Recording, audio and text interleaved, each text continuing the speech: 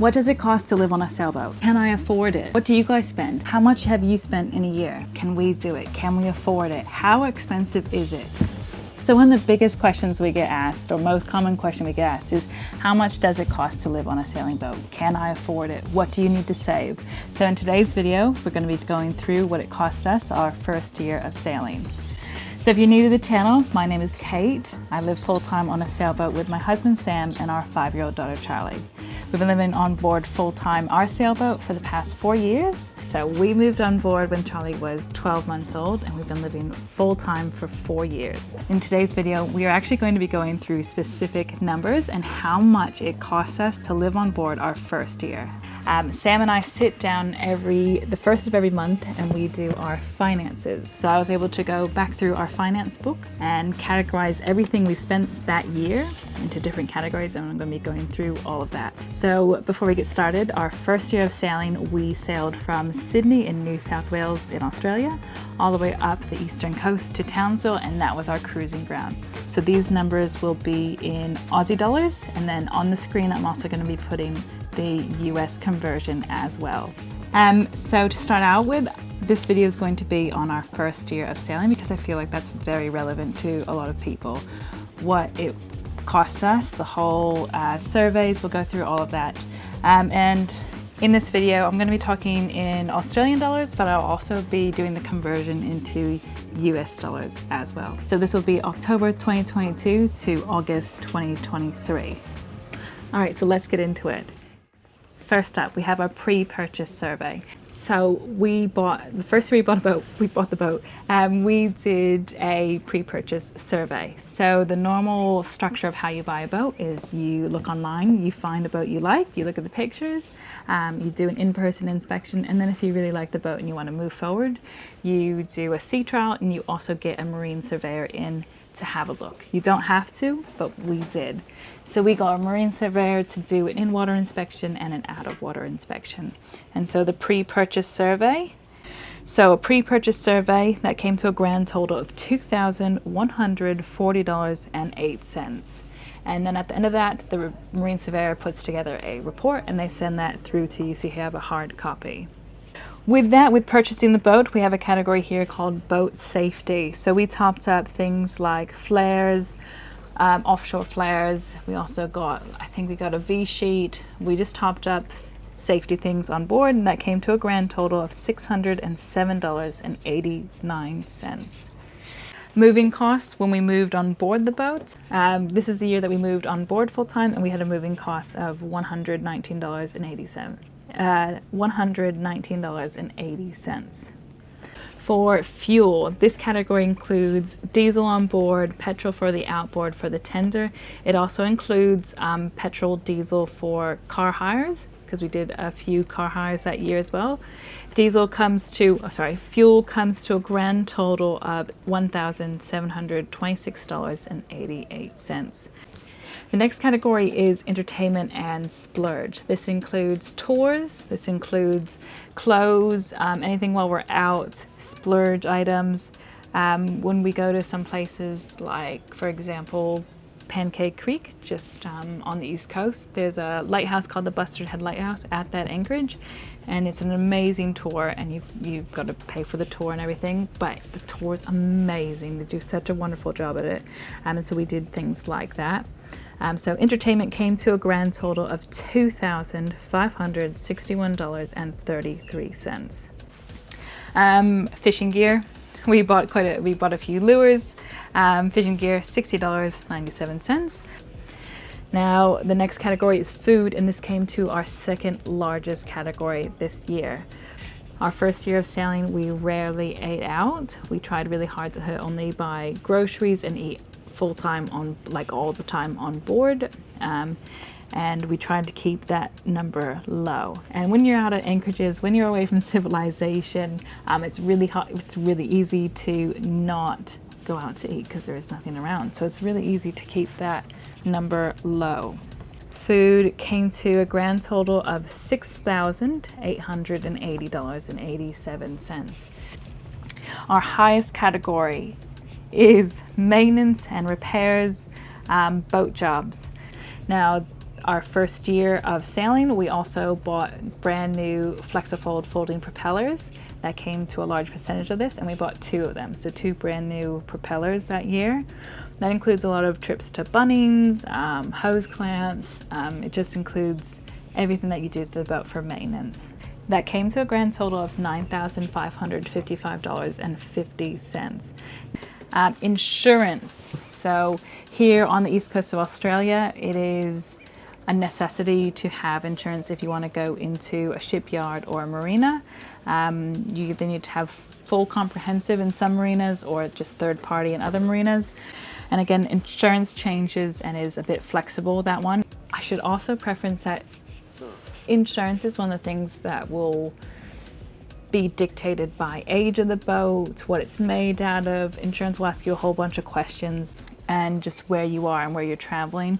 So that year we were east coast of Australia. We did Sydney to Townsville, and that was our cruising area that year.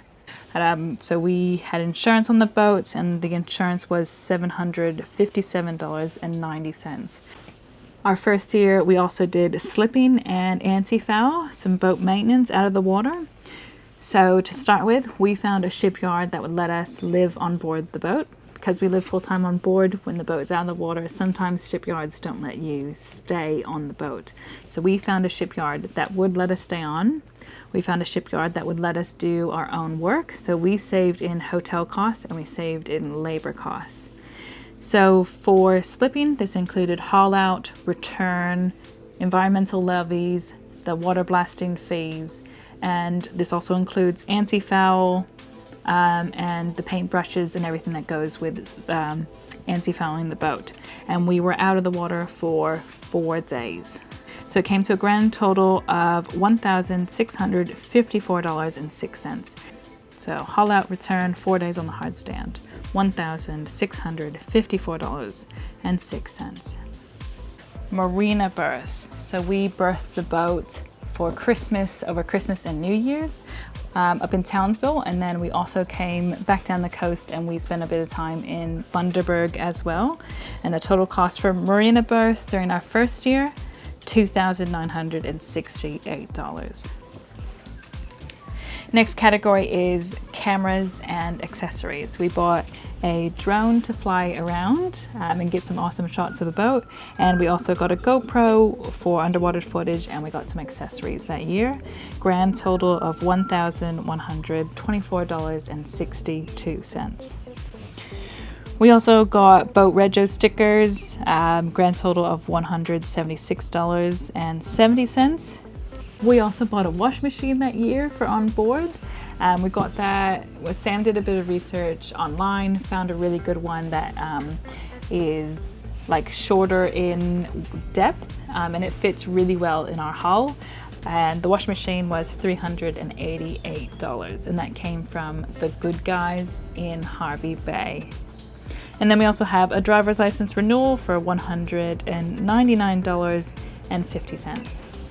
Now we also have some pretty unique expenses that year as well. I had my Australian citizenship that year, so I went and I sat my exam and interview that year for my Australian citizenship, and that was $496.86.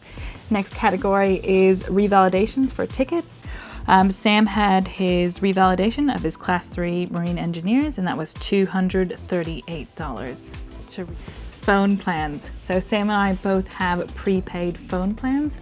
We find that we don't really need that much data off the boat, and really only need the phone plans for calling and a little bit of data for like driving and GPS. So grand total for phone plans for the year came to $493. Post, sending anything off for mail. We had to send a few things off, like for taxes, for shipping. That came to a grand total of $146.11. So that brings us to a grand total of $31,978.45. or $22,551.20. I also have a miscellaneous category, and miscellaneous category is not in that basically $32,000. I didn't include this in the $32,000 because this is a bit of an odd bunch group that doesn't really pertain to living on the boat. We visited and stayed with family who were doing renovations to their house. So this is sort of things like a tipper truck for $250 a day, a hire truck for $90 a day. Anyways, so I'm going to include it in today's video because I think everyone has some miscellaneous stuff that, basically just miscellaneous stuff in their life. So the grand total is $3,169.52 or $2,219.61 US dollars. So that brings our grand total to $35,146.97, or in US dollars, that's $24,613.42. So, don't know, do you guys think that's more or less than what you imagined? So that was our first year sailing, and we did things like didn't eat out that often. We tried really hard to save that year because we didn't know how much it was going to cost us living on boards. How much are we going to spend this whole year? How much is a haul out going to cost us? So that was our first year. So let us know in the comments below if you'd like us to do one of the other years as well. We've got all of them here, but you can live on board at any budget. We tried really hard to be frugal our first year and save a lot. And we have years that we've spent a bit of time in marinas. Like this year we are searching for our next boat. So we are currently in a marina and we are actively looking at boats. So we've spent a bit more money in marina fees this year. The previous year to this one, we spent a lot of time up in the Northern Territory and Darwin areas.